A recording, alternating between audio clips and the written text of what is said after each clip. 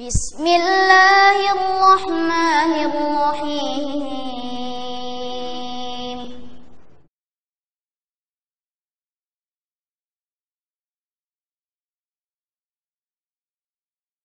Bismillahirrahmanirrahim. Assalamualaikum warahmatullahi wabarakatuh. Alhamdulillahi wassalatu wassalamu ala rasulillah wa ala alihi wa sahbihi wa man walah wa la hawla wa la quwwata illa billahi amma ba'd. Fa ikhwani fid din wa akhwati fillah, kaum muslimin wal muslimat yang saya cintai dan saya muliakan, rahimani wa rahimakumullah. Semoga Allah Azza wa Jalla senantiasa mencurahkan rahmatnya kepada kita sekalian. InsyaAllah ta'ala kita akan melanjutkan pembahasan kitab Al-Irsyad ila Sahihil I'tiqad yang disusun oleh Fadilatul Syekh Al-Allamah Profesor Dr. Shalih Al-Fauzan hafizahullah ta'ala. Kita masih dalam pembahasan tentang perbuatan-perbuatan atau ucapan-ucapan yang dapat membatalkan keislaman ataupun mengurangi kesempurnaan Islam. Dan jemaah sekalian, dosa-dosa yang membatalkan keislaman adalah dosa yang paling besar, dosa yang paling berbahaya. Apakah itu kesyirikan atau kekafiran. Dan bahaya dosa itu mengancam kita di dunia dan di akhirat. Bahkan seluruh musibah dan malapetaka di dunia ini sebabnya adalah dosa. Sebabnya adalah dosa. Walaupun itu hanya sebagian dosa, bukan semua dosa, sebagian dosa kita saja. Kalau seandainya Allah mengazab kita karena semua dosa kita, maka binasalah kita. Sebagaimana Allah ingatkan dalam surat Asy-Syura ayat ke-30. Wa ma asabakum min musibatin fabima kasabat aydikum wa ya'fu an katsir. Musibah apa saja yang menimpamu, maka itu berasal dari dosa-dosamu sendiri.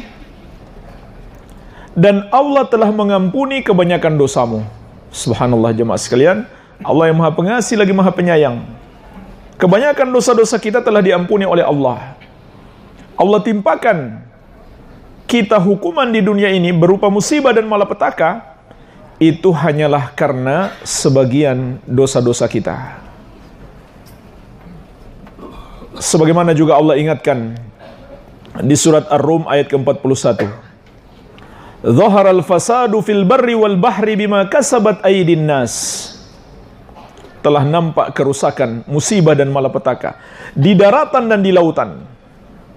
Di daratan seperti gempa bumi, bumi terbelah, bumi menghancurkan manusia. Di lautan, ombak yang keras, tsunami dan lain-lain. Karena ulah tangan-tangan manusia sendiri. Maksudnya dosa yang mereka kerjakan. Dosa yang mereka kerjakan.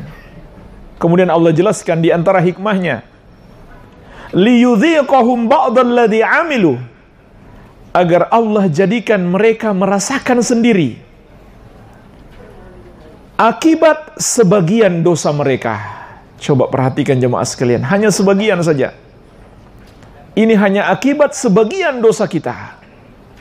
Dan yang Allah inginkan adalah la'allahum yarji'un, agar mereka bertobat. Jadi Allah kirim kepada kita berbagai musibah dan malapetaka agar kita sadar, agar kita kembali, agar kita bertobat kepada Allah Azza wa Jalla.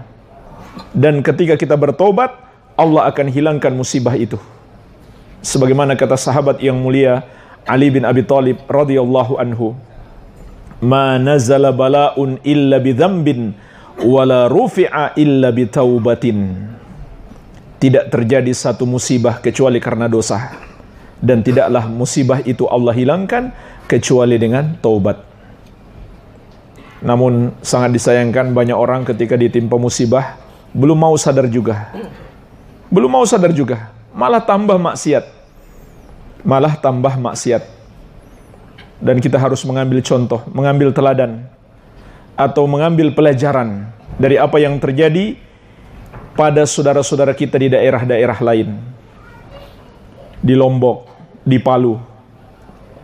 Sangat disayangkan sebagian saudara kita di Palu ketika ditimpa musibah bukannya sadar. Tapi itu hanya sebagian kecil. Kebanyakan insya Allah sudah pada sadar. Ada sebagian kecil, nggak banyak mereka. Hanya karena diliput media, kelihatan mereka banyak sekali. Tapi sebenarnya tidak. Yaitu melakukan penjarahan.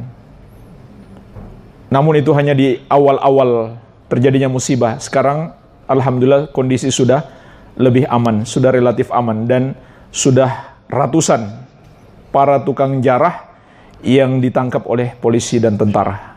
Ya. Jadi sudah relatif aman. Ini sangat disayangkan. Dapat musibah bukannya taubat, malah tambah maksiat. Ada lagi yang lebih parah. Ketika terjadi musibah, sebagian mereka sedang melakukan dosa syirik. Dosa syirik jemaah sekalian itulah dosa kekafiran, begitu pula yang merupakan sebab terbesar manusia ditimpa musibah. Coba perhatikan surat Al-A'raf ayat 96. Walau anna ahlal qura amanu wattaqau lafatahna alaihim barakatim minas sama'i wal ard. Seandainya penduduk negeri-negeri beriman dan bertakwa. Beriman artinya menjauhi dosa syirik dan dosa kekafiran. Karena dosa kesyirikan dan kekafiran itu membatalkan iman. Bertakwa itu artinya apa? Meneladani Rasulullah SAW. Itu artinya bertakwa. Maka apa kata Allah? La fatahna alaihim barakati minas sama'i wal ard. Kalau itu yang mereka lakukan, sungguh benar-benar akan kami bukakan untuk mereka keberkahan-keberkahan rezeki dari langit dan bumi.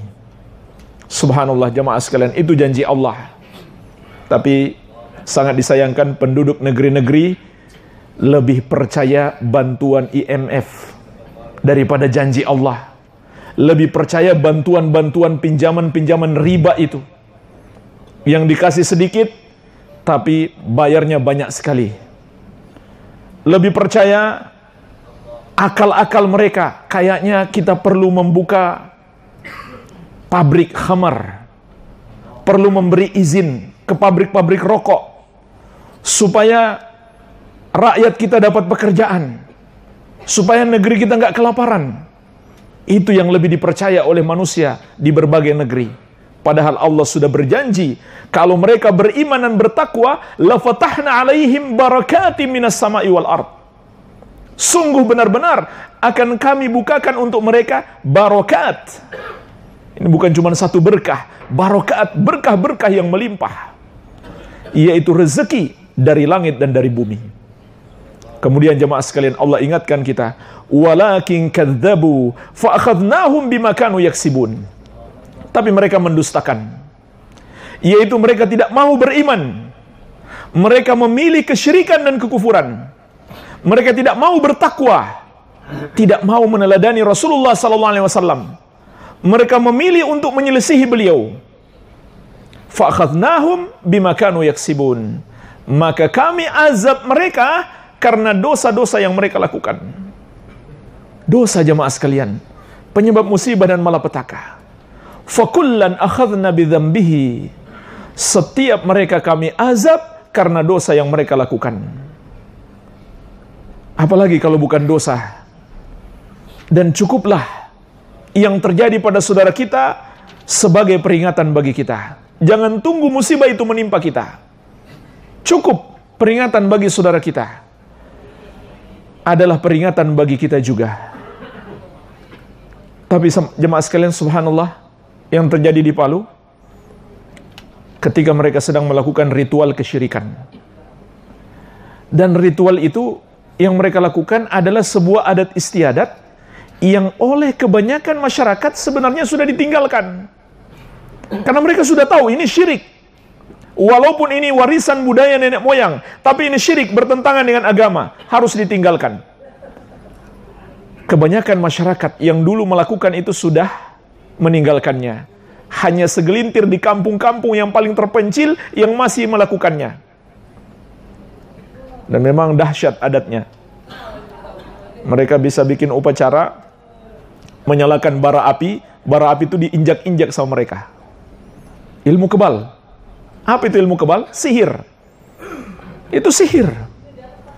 Kemudian bikin sesajen persembahan kepada laut atau kepada yang mereka anggap sebagai penguasa di laut itu. Saat mereka sedang melakukan itu, terjadilah tsunami. Sebenarnya ini sudah budaya lampau, banyak yang tinggalkan. Tapi subhanallah, demi urusan perut, dikembangkan lagi, dijadikan objek wisata, supaya banyak yang datang berkunjung, supaya banyak pemasukan daerah. Urusan perut. Itulah yang mengundang malapetaka. Yang mengherankan adalah, setelah terjadi malapetaka yang besar di sana, sebagian orang bikin lagi acara itu. Mereka bikin lagi. Ya, baru sekitar 3 atau 4 hari yang lalu, mereka bikin lagi. Alasannya kenapa? Yang dulu itu belum sempurna. Makanya laut murka, sehingga terjadi tsunami. Coba jemaah sekalian, lihat alasannya. Ini lebih parah daripada musyrikin jahiliyah. Padahal mereka mengaku muslim. Tapi apa yang mereka lakukan lebih parah daripada orang-orang musyrik jahiliyah dahulu. Jemaah sekalian, orang musyrik jahiliyah dahulu itu yakin yang menakdirkan bahaya, yang menimpakan bahaya kepada mereka adalah Allah. Sehingga mereka juga yakin tidak ada jalan lain agar selamat kecuali kembali kepada Allah. Makanya jemaah sekalian, orang musyrik jahiliyah hanya menyembah berhala, patung-patung, ketika mereka dalam keadaan lapang. Dalam kondisi susah, dalam kondisi genting, mereka tinggalkan semua patung-patung mereka. Mereka taubat kepada Allah. Sebagaimana Allah sebutkan dalam banyak ayat. Di antaranya Allah berfirman, فَإِذَا رَكِبُوا فِي الْفُلْكِ دَعَوْا اللَّهَ مُخْلِصِينَ لَهُ الدِّينَ فَلَمَّا نَجَّاهُمْ إِلَى الْبَرِّ إِذَا هُمْ يُشْرِكُونَ.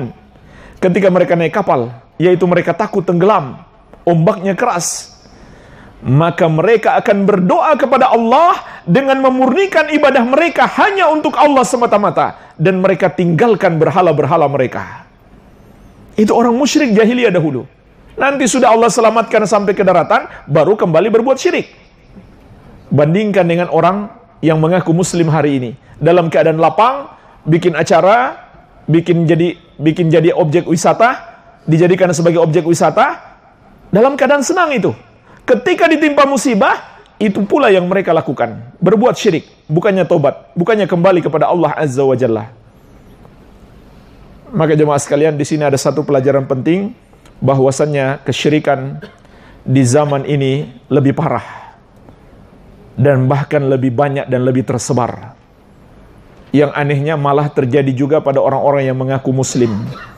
Artinya, kita harus sadar, di pundak kita ada tanggung jawab. Di pundak kita ada tanggung jawab untuk berdakwah.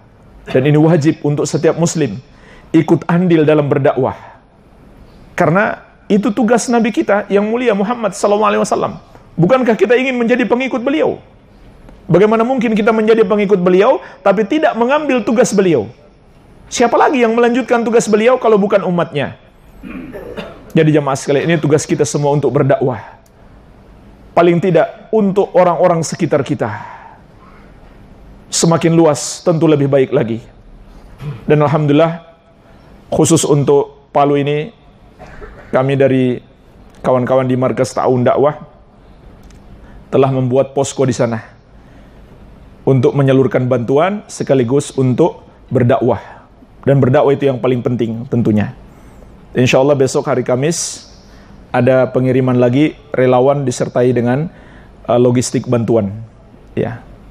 Dan juga saya mohon doanya, insya Allah hari Senin depan saya ikut langsung ke sana. Juga ada rencana kita untuk membangun ma'had di sana, membangun pondok pesantren. Jadi kalau kita membantu mereka, mudah-mudahan ada kenangan yang kita tinggalkan di sana, sebuah pondok pesantren. Ya. Bukan sekedar makanan yang mereka makan kemudian habis. Ya. Dan semoga Allah Azza wa Jalla memberikan hidayah kepada mereka semuanya dan menganugerahkan kesabaran. Ya. Jemaah sekalian, kita masih dalam pembicaraan tentang perbuatan atau amalan yang bisa membatalkan iman. Berikutnya kata Syekh, al-istihza'u bi syai'in fihi dzikrullah, termasuk pembatal keislaman atau penyebab seorang itu kafir, murtad, keluar dari Islam adalah memperolok-olok atau menghina atau mempermainkan atau menjadikannya sebagai bahan candaan agama yang mulia ini, atau sesuatu yang terdapat padanya zikrullah, penyebutan nama Allah, atau menghina Allah itu sendiri, atau menghina Nabi Muhammad SAW, atau menghina salah satu ayat Allah, atau menghina salah satu ajaran agama, menghina, memperolok-olok, mempermainkan, menjadikannya bahan candaan atau bahan lawakan atau bahan stand up komedi dan lain-lain. Ulama Islam seluruhnya sepakat, tidak ada perbedaan pendapat bahwa pelakunya kafir, murtad, keluar dari Islam. Dan juga ulama Islam seluruhnya sepakat dari seluruh mazhab, pelakunya harus dihukum mati. Itu nggak ada perbedaan pendapat. Dari mazhab Imam Malik, Imam Syafi'i, Abu Hanifah, dan Ahmad, semuanya sepakat. Pelakunya kafir, murtad, keluar dari Islam, dan pelakunya harus dihukum mati. Namun yang menghukum mati adalah negara. Kalau dia bukan warga negara, berarti jihad. Negara melakukan jihad kepadanya. Kalau dia warga negara, maka negara harus menghukumnya, memberikan hukuman mati kepadanya. Itu sepakat seluruh ulama, tidak ada perbedaan pendapat. Ulama malah berbeda pendapat. Bagaimana kalau dia tobat? Dia masih dihukum atau tidak? Nah, itu ulama beda pendapat. Sebagian mengatakan tetap harus dihukum, walaupun dia tobat. Tobatnya urusan dia dengan Allah. Urusan kita penegakan hukum. Itu kata sebagian ulama. Sebagian ulama lain berpendapat, sudah tidak lagi dihukum kalau dia sudah tobat. Ya, artinya dia di sidang diadili, dikasih kesempatan untuk bertobat. Jadi ulama masih berbeda pendapat kalau dia tobat. Masih dihukum tidak di dunia. Jelas di akhirat kalau dia tobat, maka Allah akan ampuni. Tapi masalahnya di dunia yang ulama berbeda pendapat. Namun yang dihukum mati itu ulama sepakat, tidak ada perbedaan pendapat. Iya. Jadi kalau ada orang yang sok tahu bicara hukum agama terhadap penista agama, lalu mengatakan dia boleh dibebaskan dan lain-lain, maka itu adalah orang yang menentang kesepakatan ulama, menentang ajaran Islam, berarti menentang Allah dan Rasulnya. Baik. Bahkan jemaah sekalian, dalam Al-Quran, Allah langsung yang mengkafirkan mereka. Sebagaimana dalam surat At-Taubah, ayat 65-66. Dan ayat ini ada kisahnya. Mengapa ayat ini turun? Disebutkan dalam banyak hadis, ada seorang tadinya muslim, dia sudah masuk Islam dalam perang Tabuk. Jadi di perjalanan di perang Tabuk, orang itu menghina Rasulullah SAW dan para sahabat. Dia mengatakan, saya nggak pernah lihat ada yang lebih pendusta dan lebih rakus serta lebih penakut ketika ketemu musuh dibandingkan mereka. Mereka yang dia maksud adalah Rasulullah SAW dan para sahabat. Jadi dia menghina Rasulullah dan menghina para wali Allah, para sahabat. Yang ngomong satu orang, yang lain mendengarkan. Ada di antara mereka yang mendengarkan, namanya sahabat yang mulia Auf bin Malik. Auf bin Malik radhiyallahu anhu. Maka beliau mengingkari ucapannya. Marah dia. Dan dia mengancam, ucapanmu ini aku akan laporkan kepada Rasulullah sallallahu alaihi wasallam. Bersegera sahabat ini pergi kepada Rasulullah sallallahu alaihi wasallam. Orang itu pun begitu, mereka berlomba. Jadi siapa yang duluan ketemu Rasulullah sallallahu alaihi wasallam? Yang satu mau melapor, yang satu mau ngasih alasan. supaya nggak dimarahi oleh Rasulullah sallallahu alaihi wasallam.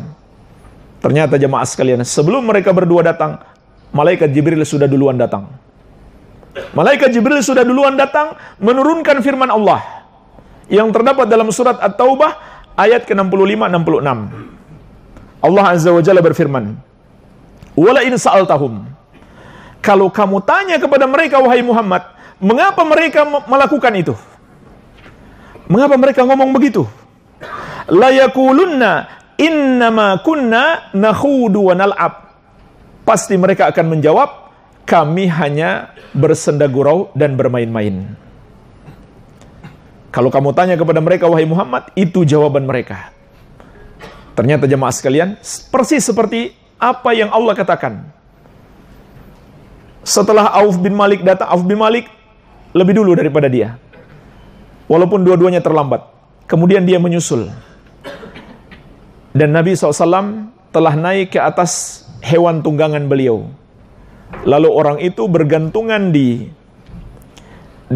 tali kekang hewan tunggangan Nabi SAW. Dan Nabi SAW terus berjalan. Dan Nabi SAW tidak melihat kepada dia sedikit pun. Dan orang itu kakinya tersandung batu sampai berdarah-darah, dia tidak rasakan. Karena saking dia takutnya kemarahan Rasulullah sallallahu alaihi wasallam. Kemudian mulai dia kasih alasan, "Ya Rasulullah, kami hanya bersenda gurau dan bermain-main." Persis seperti kata Allah. Persis seperti ayat yang sudah turun duluan. Itu yang dia jadikan alasan kepada Rasulullah sallallahu alaihi wasallam. "Ya Rasulullah, kami nggak serius, cuman main-main. Cuman bersenda gurau. Karena ini perjalanan panjang untuk menghibur diri." Itu kata mereka. Maka jemaah sekalian, Nabi SAW tidak melihatnya. Beliau hanya membaca ayat ini, tidak menambahkan satu kata apapun. Sebagaimana dalam lanjutan ayat Allah mengatakan, "Kul," katakan kepada mereka, wahai Muhammad, "Abillahi wa ayatihi wa rasulihi kuntum tastahzi'un. La ta'tadiru qad kafartum ba'da imanikum." Apakah dengan Allah dan dengan ayat-ayatnya dan dengan Rasulnya kalian memperolok-olok, kalian menghina, kalian jadikan bahan candaan? Tidak usah kalian cari-cari alasan. Qad kafartum ba'da imanikum. Kalian sudah kafir setelah sebelumnya kalian beriman. Jadi subhanallah, yang langsung mengkafirkan mereka adalah Allah Azza wa Jalla. Dalam surat At-Taubah ayat 65-66. Dan di sini juga ada pelajaran bagi kita. Orang yang tadinya sudah beriman, bisa saja imannya batal. Bisa saja imannya batal. Oleh karena itu jemaah sekalian, kita harus betul-betul menjaga iman kita. Jangan sampai batal. Bagaimana cara kita menjaga iman kita? Pertama sekali, ketahui, pelajari apa saja yang bisa membatalkan iman. Kemudian jauhi. Kemudian jauhi sejauh-jauhnya. Dan juga peringatkan saudara-saudara kita, jangan sampai terjerumus padanya. Kalau kita nggak pelajari, bagaimana mungkin kita bisa menjauhinya? Dan faktanya jemaah sekalian, banyak orang yang mempermainkan ayat-ayat Allah, memperolok-olok ajaran Allah. Terutama anak-anak muda yang tidak belajar agama, dijadikan sebagai bahan stand up komedi, dijadikan bahan olok-olokan, dan lain-lain. Ini faktanya, kenapa nggak belajar agama? Dia nggak paham konsekuensi ucapannya tersebut. Walaupun dia main-main. Jadi, nggak ada bedanya. Bahkan jemaah sekalian, berdasarkan ayat ini, para ulama berkesimpulan, seluruh dosa kekafiran dan kesyirikan tidak diberi uzur oleh Allah bagi siapapun yang melakukannya, dalam keadaan dia tahu itu adalah kekafiran dan kesyirikan. Kalau dia melakukannya, maka dia kafir. Walaupun hanya main-main. Walaupun hanya main-main. Nggak serius. Jadi ini berlaku umum. Untuk semua perbuatan dosa kekafiran. Kalau dia melakukannya walaupun hanya main-main, maka dia kafir. Jadi nggak ada bedanya orang yang serius dan orang yang main-main. Bahkan juga termasuk orang yang melakukannya karena takut.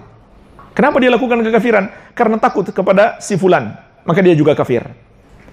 Hanya satu yang tidak dikafirkan, yaitu orang yang terpaksa.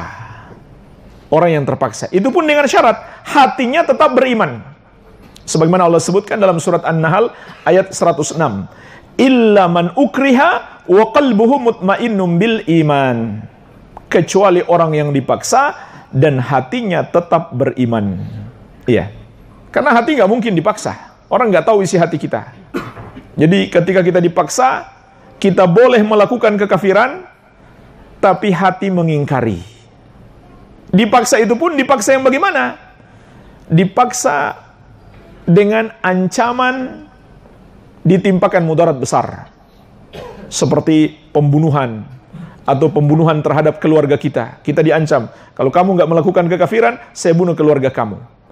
Atau dihilangkan anggota tubuh. Iya. Tapi kalau cuma diancam, kalau kamu nggak melakukan, nggak ikut perayaan kekafiran ini, kamu saya pecat. Itu bukan darurat, bukan ancaman. Karena masih bisa kita cari pekerjaan lain. Masih bisa kita cari pekerjaan lain. Iya. Jadi bukan seperti itu yang disebut ancaman, yang membolehkan kita berbuat dosa.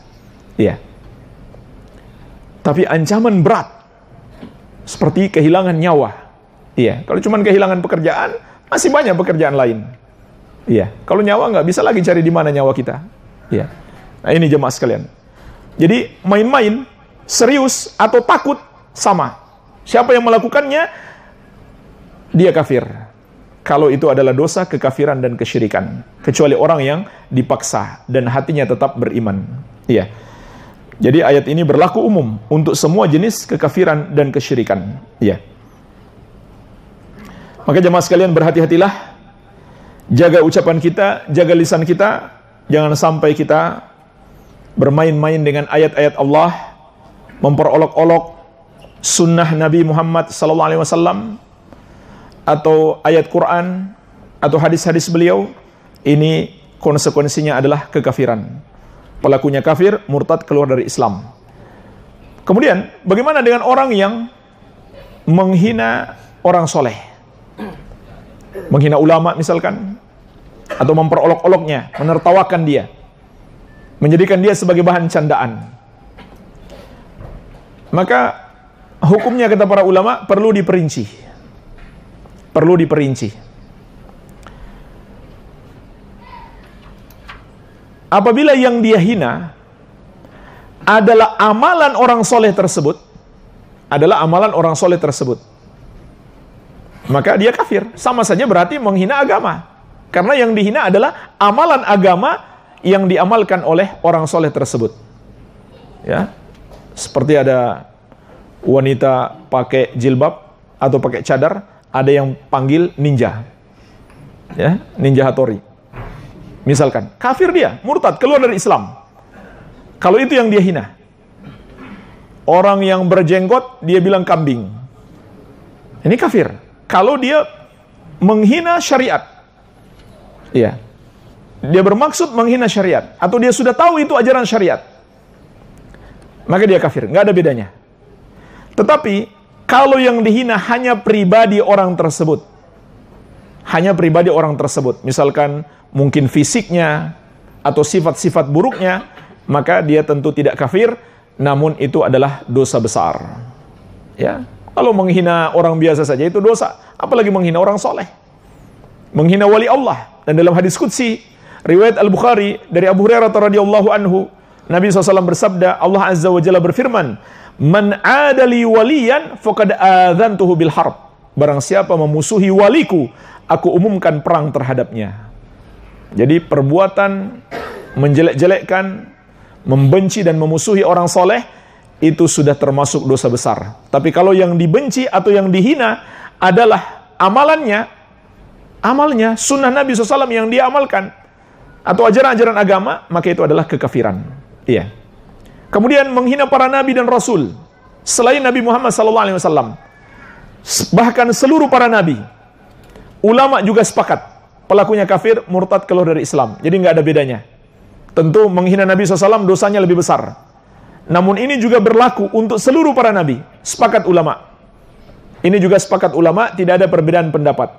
Menghina salah seorang nabi, walaupun bukan Nabi Muhammad SAW, termasuk Nabi Isa AS, yang dipanggil Yesus oleh orang-orang Nasrani, itu nggak boleh kita hina. Itu nggak boleh kita hina. Iya. Begitu pula Nabi Musa alaihissalam dan lain-lain. Semuanya.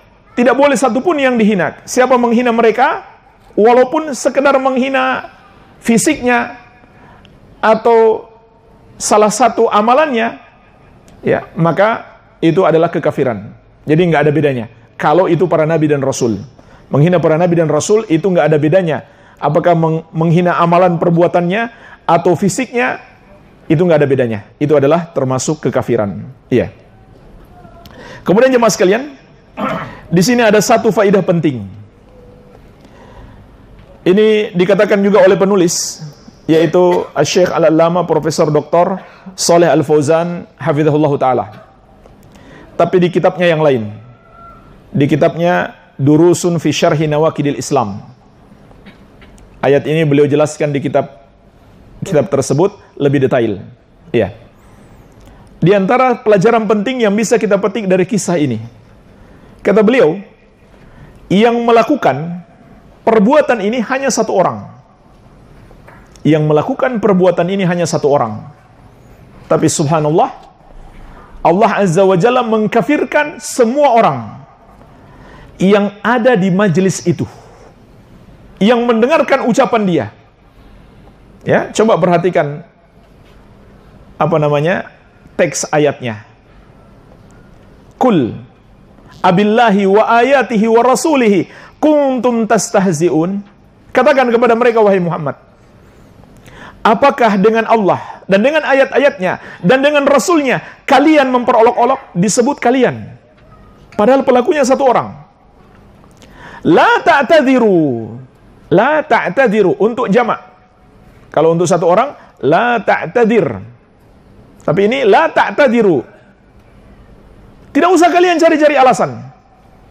Qad kafartum. Kalian sudah kafir. Bukan kafarta. Kamu sudah kafir, tapi kalian semuanya sudah kafir. Ba'da imanikum, setelah sebelumnya kalian beriman. Semua digunakan kata kalian. Subhanallah jemaah sekalian, hanya satu yang melakukan. Hanya satu yang menghina, yang memperolok-olok. Hanya satu yang melakukan kekafiran. Tapi semuanya dikafirkan oleh Allah. Kecuali sahabat Auf bin Malik radhiyallahu anhu. Kenapa jemaah sekalian? Yang lain dikafirkan, sahabat Auf tidak. Karena yang lain setuju, sepakat, dan tidak mengingkari. Sementara sahabat Auf yang juga ikut mendengarkan, dia marah. Dia mengingkari, dia tegur mereka. Bahkan diancam, saya laporkan kepada Rasulullah SAW. Maka di sini ada pelajaran penting bagi kita. Kalau orang melakukan kekafiran, kita saksikan, dan kita setuju, kita ikut jadi kafir. Maka hati-hati. Kita ikut menjadi kafir. Iya. Kemarin ditanya jawab kajian ini, waktu masih di di Jangsen ya. Iya. Ada potongan ceramah, ada potongan tanya jawab. Dipotong disebarkan tentang hukum berziarah atau hukum berwisata ke Candi Borobudur. Ya, subhanallah, mungkin hanya karena potongan banyak yang tidak paham. Lalu banyak saya lihat di medsos orang-orang awam menyalahkan gitu. Nah, ini sekaligus kita berikan jawaban. Kenapa jemaah sekalian? Kita tidak boleh mengunjungi tempat-tempat kesyirikan dan kekufuran. Tempat-tempat orang yang melakukan kesyirikan dan kekufuran. Apakah itu Candi Borobudur, tempat mereka menyembah patung-patung yang ada di situ, atau menyembah dewa-dewi mereka, atau mengagungkannya, atau memberikan sesajen kepadanya, ataukah tempat ibadah musyrikin yang lain? Kenapa nggak boleh? Pertama, karena apabila kita ada di situ dan kita melihat mereka, lalu kita tidak mengingkari mereka, tapi cenderung dalam hati kita menyetujui, tidak menyalahkan, maka kita menjadi kafir seperti mereka. Apa dalilnya? Kisah ini. Dalilnya adalah kisah ini.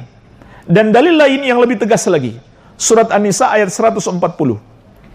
Allah Azza wa Jalla menegaskan, "Wa qad nazzala 'alaikum fil kitabi an idza sami'tum ayatillahi yukfaru biha wa yustahza'u biha fala taq'udu ma'ahum hatta yakhudu fi haditsin ghairihi innakum idzam mithluhum."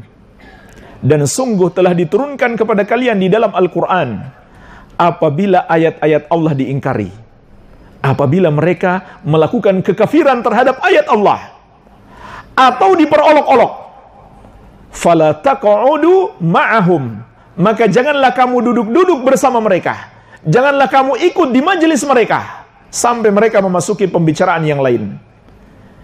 Kalau kamu bersama mereka, kata Allah, innakum idzam mithluhum, kamu kalau begitu sama seperti mereka. Ini ancaman dari Allah. Kamu kalau berada di situ, kamu sama dengan mereka. Maka tidak boleh kita datang ke tempat-tempat kesyirikan dan kekafiran itu kecuali untuk satu tujuan, yaitu melakukan amar ma'ruf nahi mungkar. Kalau itu bagus, kita datang ke sana untuk menasihati mereka, kasih tahu bahwa menyembah itu hanya boleh kepada Allah. Patung-patung kalian ini tidak boleh disembah sedikit pun. Dia hanya makhluk dan dia tidak berdaya, tidak punya kekuatan apa-apa. Ajak mereka berpikir. Ajak mereka berpikir, patung-patung itu nggak bisa apa-apa. Kalau itu yang kita lakukan untuk ke sana, maka tidak masalah. Tapi kalau kita ke sana dan diam-diam saja, ancamannya berat sekali. Kata Allah, innakum idzam mithluhum, kamu kalau begitu sama dengan mereka. Ini dalilnya. Kemudian yang kedua, jamaah sekalian, hadis riwayat Muslim dari Abu Sa'id Al-Khudri radhiyallahu anhu. Rasulullah sallallahu alaihi wasallam bersabda, "Man ra'a minkum munkaran falyughayyirhu biyadihi." Siapa di antara kalian yang melihat kemungkaran, hendaklah dia rubah dengan tangannya. Fa in lam yastati' fa bilisani.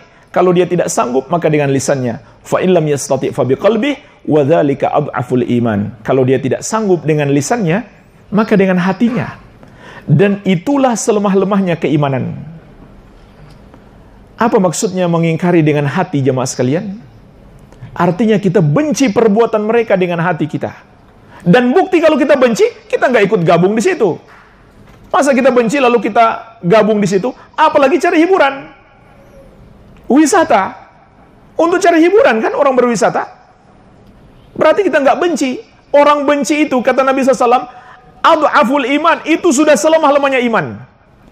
Artinya kalau dalam hati dia nggak ada benci lagi kepada perbuatan syirik itu, berarti sudah tidak ada keimanan. Itu sudah selemah-lemahnya iman. Kenapa dia imannya menjadi lemah? Karena dia melakukan dosa. Apa dosanya?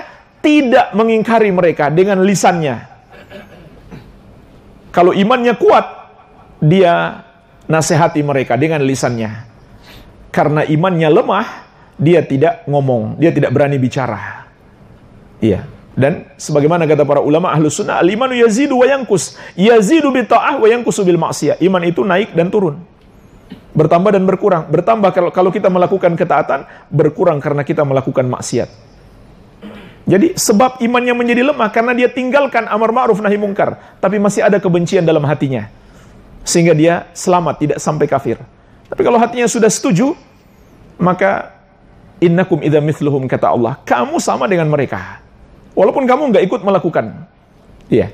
Jadi kalau betul-betul benci, tinggalkan majelis itu. Tinggalkan majelis itu. Ya, sama jemaah sekalian dengan kegiatan-kegiatan olahraga, kemudian mereka selebrasi dengan menyembah sesembahan mereka. Lalu kita ada di situ, kita diam saja, sama hukumnya. Iya. Kemudian yang ketiga jemaah sekalian, sebagaimana telah kita jelaskan di awal tadi, bukankah dosa-dosa itu penyebab musibah dan malapetaka? Apakah kita tidak takut dekat-dekat tukang maksiat? Kalau Allah timpakan azab, bisa jadi kita juga kena. Karena dekat-dekat dia dan nggak menegur, diam saja.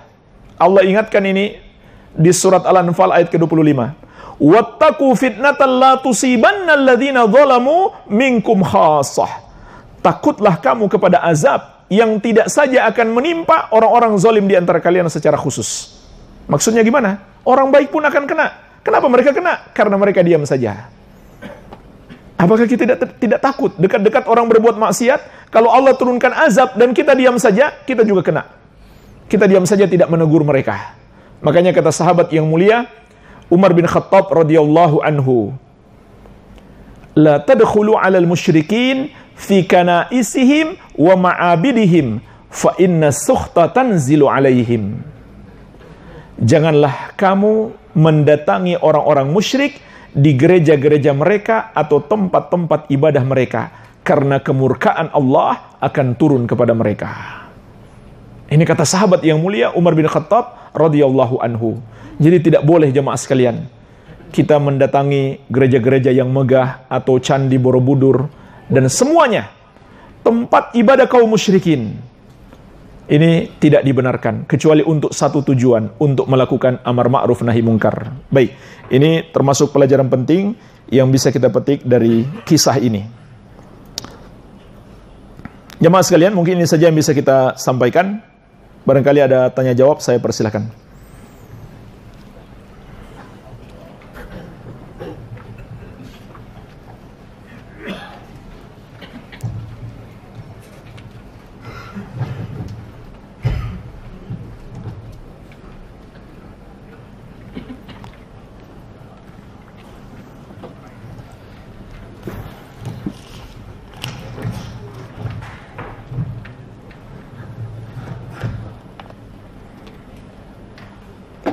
Apa hukum menonton tari kecak?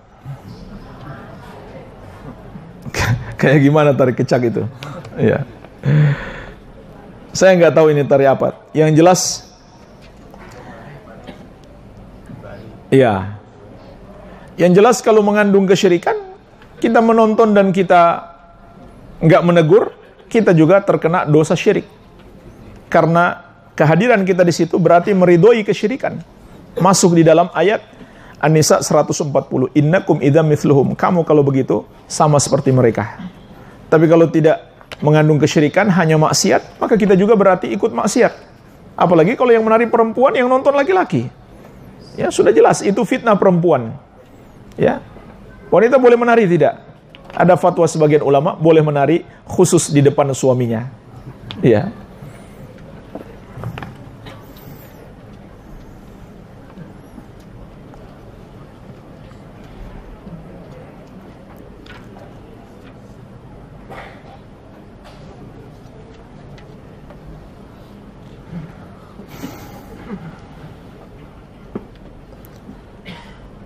Ada orang yang merasa aman dari azab Allah meskipun mereka jauh dari syariat. Maksiat-maksiat kepada Allah kerap diulang-ulang dilakukan. Bila dinasihati mereka tidak terima. Diajak ngaji nolak. Apakah saya boleh meminta khulu kepada suami seperti itu? Karena meski dari keluarga berharta dan sehat, suami berharap saya mau ikut memenuhi nafkah keluarga. Padahal saya awalnya adalah yatim dan tidak berasal dari keluarga kaya. Ya. Jadi di sini tentang suami. Kesalahannya dua. Satu, berbuat maksiat. Dinasihati nggak mau tobat. Yang kedua, menyuruh istrinya untuk ikut bekerja. Ya, dua-duanya adalah kesalahan besar sebagai seorang suami. Suami itu seharusnya menjaga istri dari maksiat. Bukan mengajak istri atau mencontohkan kepada istri bagaimana masuk neraka. Tapi harusnya dia jaga istrinya dari api neraka. Ku anfusakum wa ahlikum naro. Jaga dirimu dan keluargamu dari api neraka.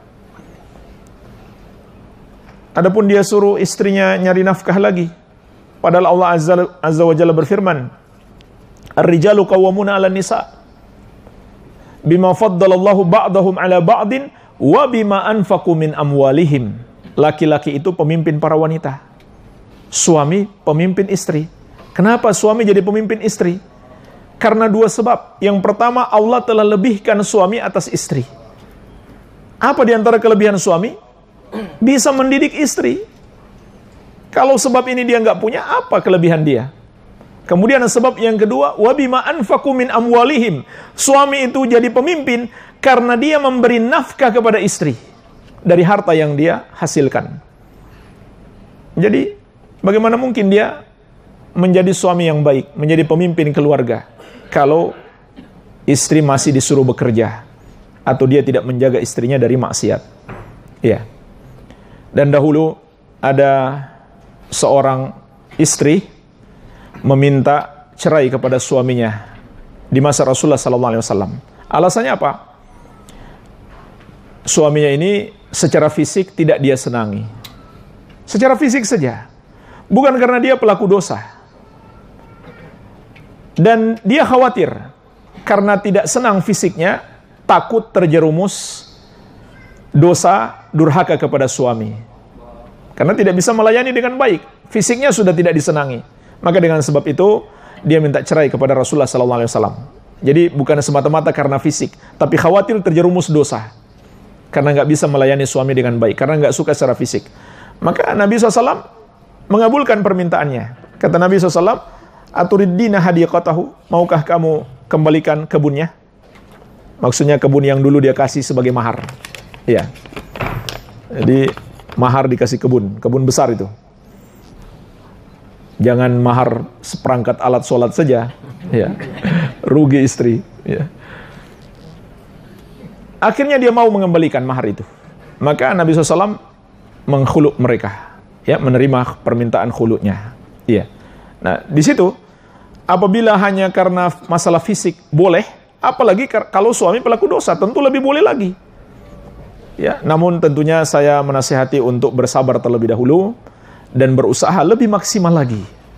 Mungkin istri yang bertanya ini belum maksimal dalam menasihati suaminya. Ya. Coba lebih maksimal lagi. Dan juga sangat penting, ajak suami ke majelis ilmu agar dia belajar, agar dia menuntut ilmu. Ya, dan juga lebih serius lagi mendoakan. Lebih serius lagi mendoakan. Jadi jangan terlalu buru-buru untuk minta cerai. Usaha lagi lebih maksimal. Iya. Wallahu alam.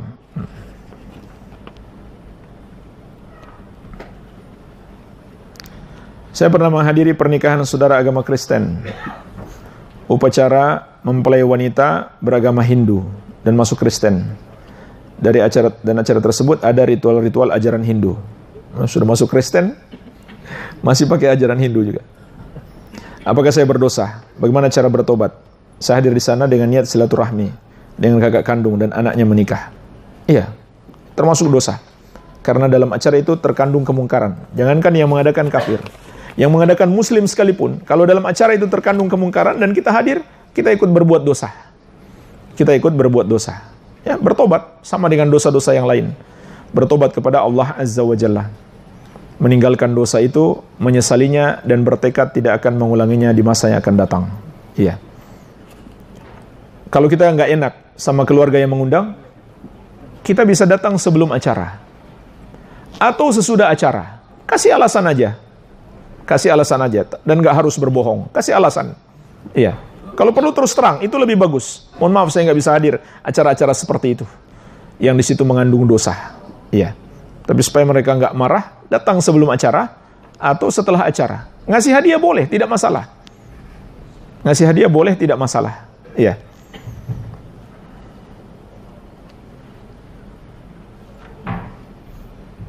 Bagaimana hukumnya kalau kita wisata keliling kota Thailand, Korea, atau keliling Asia? Ya. Pernah ditanyakan seperti ini kepada Syekh bin Baz, Syekh Utsaimin, Syekh Shalih Al-Fauzan. Semua fatwa mereka sama. Mendatangi negeri-negeri kafir pada dasarnya haram. Baik tinggal sementara atau selama-lamanya. Dan hadisnya keras. Rasulullah SAW bersabda, "Ana bari'um min muslimin ya'ishu baina dhahranai al-musyrikin." Aku berlepas diri dari seorang muslim yang tinggal di tengah-tengah orang musyrik. Jangan main-main jemaah sekalian. Ini bukan hal sepele. Rasulullah SAW berlepas diri darinya. Dan hadis ini berlaku umum. Baik dia tinggal sementara atau tinggal selama-lamanya. Jadi pada dasarnya haram hukumnya seorang muslim tinggal di negeri kafir. Bukankah dulu Nabi SAW disuruh berhijrah, tinggalkan negeri kafir? Ketika itu Makkah masih menjadi negeri kafir. Beliau disuruh berhijrah ke Madinah. Dan ini berlaku sampai hari kiamat. Nabi SAW bersabda, "La tanqati'ul hijratu hatta tanqati'a taubah, wa la tanqati'u taubah hatta tatlu asy-syamsu min maghribiha." Kewajiban berhijrah dari negeri kafir ke negeri Islam tidak akan pernah terputus. Berlaku sampai akhir zaman. Sampai terputusnya taubat. Dan taubat tidak akan pernah terputus sampai matahari terbit dari arah barat. Iya. Kecuali jemaah sekalian memenuhi 4 syarat. mendatangi negeri kafir atau tinggal di negeri kafir asalnya adalah haram kecuali memenuhi 4 syarat. Syarat yang pertama, ada kebutuhan. Bukan cuma jalan-jalan, memang ada kebutuhan. Kebutuhan penting maksudnya. Bukan sekedar jalan-jalan. Iya, ini satu, ada kebutuhan. Bahkan bisa jadi kebutuhan itu fardu kifayah. Contohnya apa? Orang yang berdakwah. Itu fardu kifayah. Orang yang berdakwah. Ya. Dan di sebuah negara Islam, tugas resmi berdakwah itu adalah tugasnya siapa? Tugas dubes, duta besar. Ya. Namun banyak duta besar hari ini nggak tahu apa tugasnya. Itu tugas utamanya, berdakwah di sana. Dia dari negeri Islam, ditugaskan oleh negara Islam, tinggal di sana untuk berdakwah. Iya. Jadi ini yang pertama, ada kebutuhan. Kemudian yang kedua, dia sanggup mengamalkan agama. Contohnya dia wanita muslimah, nggak dipaksa melepaskan jilbab. Karena ada sebagian negeri-negeri di Eropa yang paling besar mulutnya, koar-koar, sebagai negeri demokrasi, menjunjung tinggi hak-hak asasi. Tapi faktanya terhadap umat Islam melakukan intimidasi, tidak berikan hak-hak untuk mengamalkan agama. Iya. Ada. Iya kan? Di sebagian negara-negara Eropa. Dihukum dan didenda besar kalau kedapatan wanita muslimah pakai jilbab, apalagi pakai cadar di tempat-tempat publik. Iya. Maka kalau kondisinya seperti itu, nggak boleh kita ke situ. Atau kita nggak bisa sholat, dilarang terus untuk melakukan sholat, nggak boleh kita ke situ. Jadi itu syarat yang kedua, kita bisa mengamalkan agama. Syarat yang ketiga, punya kekuatan ilmu agama untuk membentengi diri dari serangan syubhat mereka. Dan syarat yang keempat, punya kekuatan iman dan kesabaran untuk membentengi diri dari godaan-godaan syahwat mereka. Karena sudah dimaklumi, negeri-negeri kafir itu nggak peduli dengan halal haram, nggak peduli dengan halal haram, ya, perzinahan, pelacuran, ya, bahkan itu termasuk objek wisata mereka yang paling diminati, yaitu pelacuran. Itu sudah bukan rahasia lagi. Ya, pelacuran adalah objek wisata mereka yang paling diminati oleh sebagian orang. Ya. Jadi itu 4 syarat bolehnya ke negeri kafir. Wallahu alam.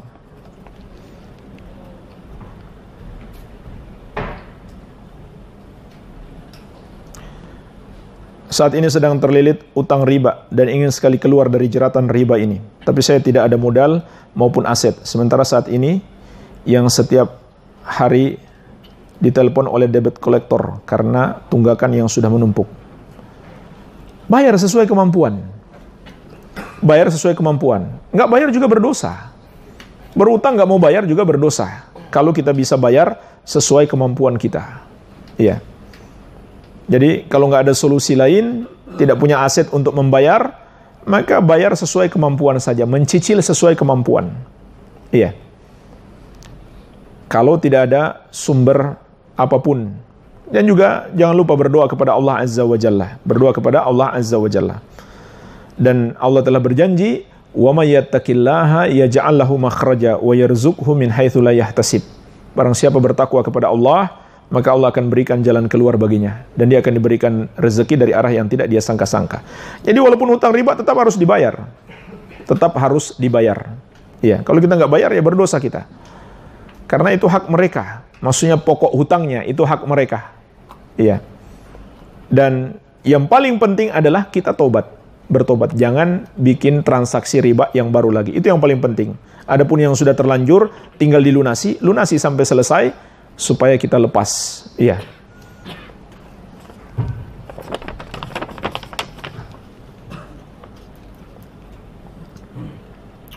Sesuai dengan dalil. Rubahlah dengan tanganmu, kemudian mulutmu.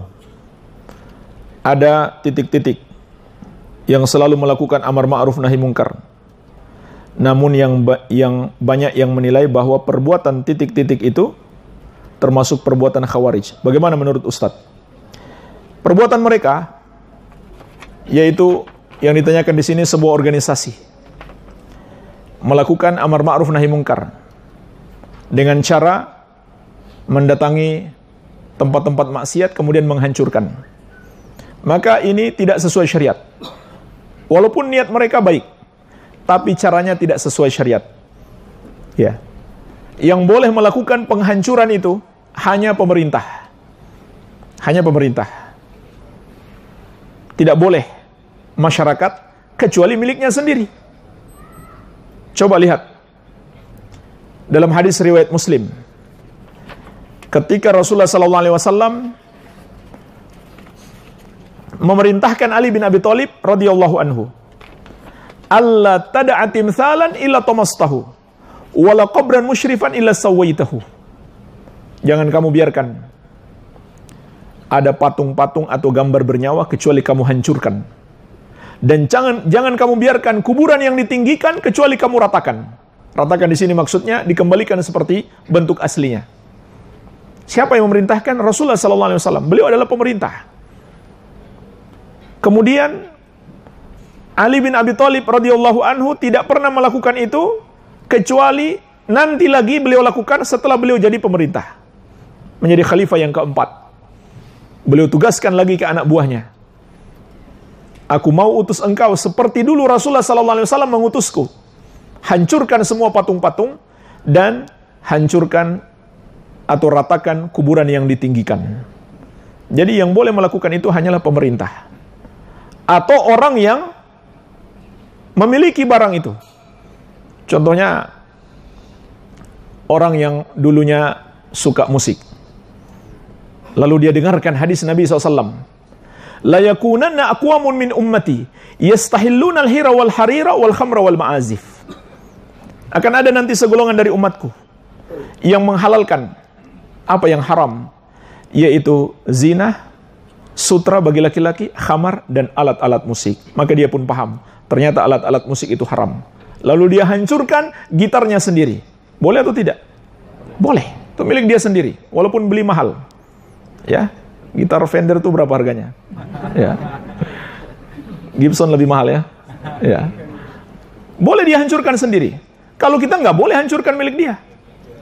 Kalau dia sendiri hancurkan boleh, karena milik dia. Nggak boleh kita yang hancurkan. Kita hanya bisa menasihati. Kita hanya bisa menasihati. Jadi kalau kita bikin pasukan, bikin front, kemudian kita datangi tempat maksiat, lalu kita yang hancurkan tanpa izin pemerintah, ini tidak boleh. Tidak sesuai petunjuk Nabi SAW dan para sahabat. Ya, ini hanya hak pemerintah untuk sampai menghancurkan seperti itu. Kecuali milik kita sendiri. Kecuali milik kita sendiri. Apa hikmahnya jemaah sekalian? Karena akan memunculkan mudarat yang lebih besar. Ya. Apalagi kalau nggak ada nasihat, langsung aja datang mau menghancurin. Kalau datang untuk sekedar nasihat, bagus. Tanpa menghancurkan, tidak masalah, bahkan bagus. Kita datang ke tempat maksiat itu untuk menasihati. Iya. Kalau dengan penghancuran dan bukan pemerintah, mudaratnya akan sangat besar. Di antaranya apa? Terjadi pertumpahan darah. Ya, apakah mereka akan diam-diam saja?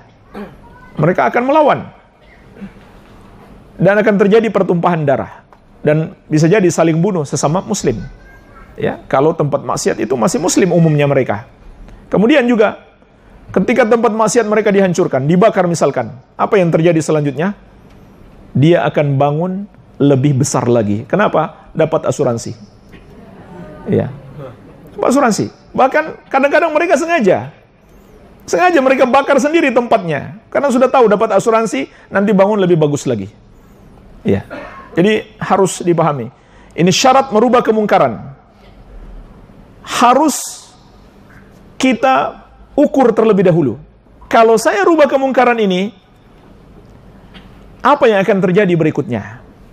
Apakah kemungkarannya itu hilang, berganti dengan yang lebih baik, ataukah hilang tapi berganti dengan kemungkaran yang lain yang semisal, ataukah hilang dan berganti dengan kemungkaran yang lebih parah? Kalau yang terjadi yang ketiga, kemungkaran lebih parah, haram hukumnya. Haram hukumnya kita merubah kemungkaran itu. Iya. Dan itulah hikmahnya jemaah sekalian, mengapa ulama ahlu sunnah sepakat, tidak ada perbedaan pendapat, haram hukumnya melengsarkan pemimpin yang zalim selama dia masih muslim. Nggak ada perbedaan pendapat. Selama dia masih muslim, walaupun dia zalim, nggak boleh dilengsarkan. Hikmahnya apa? Agar tidak memunculkan kemungkaran yang lebih besar. Yaitu, diantaranya apa? Terjadi pertumpahan darah. Terjadi perpecahan di masyarakat.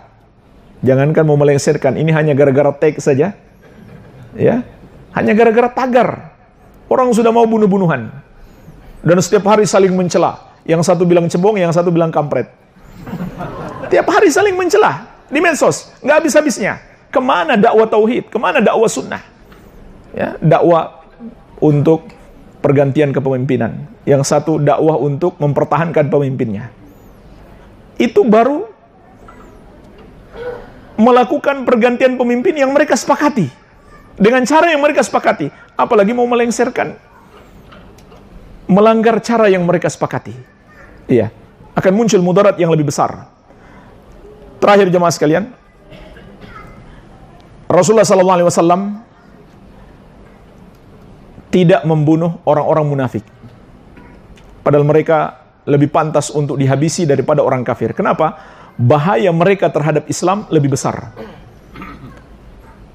Bahkan para sahabat minta izin untuk membunuh mereka. Sampai-sampai Abdullah bin Ubay bin Salul, putranya sendiri minta izin. Mau habisi ayahnya sendiri. Dan dia tidak pingin orang lain yang menghabisi. Dia tidak mau ada dendam kepada orang lain. Karena munafik. Tapi Rasulullah SAW tidak mengizinkan. Nabi SAW tidak mengizinkan mereka merubah kemungkaran dengan tangan. Dan Nabi SAW tidak juga melakukannya. Apakah kita sebut Nabi SAW kurang iman? Tidak, jemaah sekalian. Nabi melakukan itu bukan kurang iman. Tapi, apa sebabnya? Kata Nabi SAW, aku tidak mau orang-orang yang mengatakan, anna Muhammadan yaqtul ashabah. Muhammad membunuh para sahabatnya. Artinya apa? Mudarat lebih besar. Karena orang di luar Islam tidak bisa membedakan ini muslim, itu munafik. Nanti mereka akan mengatakan Muhammad membunuh sahabatnya. Nah, jemaah sekalian, kalau sudah tersebar isu seperti itu, siapa lagi yang mau masuk Islam? Sahabat sendiri dihabisi. Walaupun hakikatnya mereka munafik. Tapi Nabi SAW takut mereka mengira yang dihabisi adalah para sahabat. Jadi beliau tidak merubah kemungkaran dengan tangan karena takut memunculkan mudarat yang lebih besar. Jadi nggak boleh kita katakan itu kurang iman. Justru orang yang melakukannya yang kurang iman. Kalau dia merubah kemungkaran, diantaranya mau melengsarkan pemerintah, lalu muncul mudarat yang lebih besar. Iya.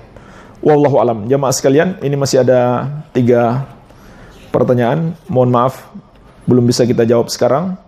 Karena waktu sudah habis. Insya Allah kita jawab di pertemuan yang akan datang. Iya. Semoga bermanfaat. Lebih dan kurangnya juga saya mohon maaf. Wabillahi taufik. Subhanakallahumma bihamdik. Asyhadu an la ilaha illa anta. Astaghfiruka wa atubu ilaik. Wa sallallahu ala nabiyina Muhammadin wa alihi wa sallam. Walhamdulillahi rabbil alamin. Wassalamualaikum warahmatullahi wabarakatuh.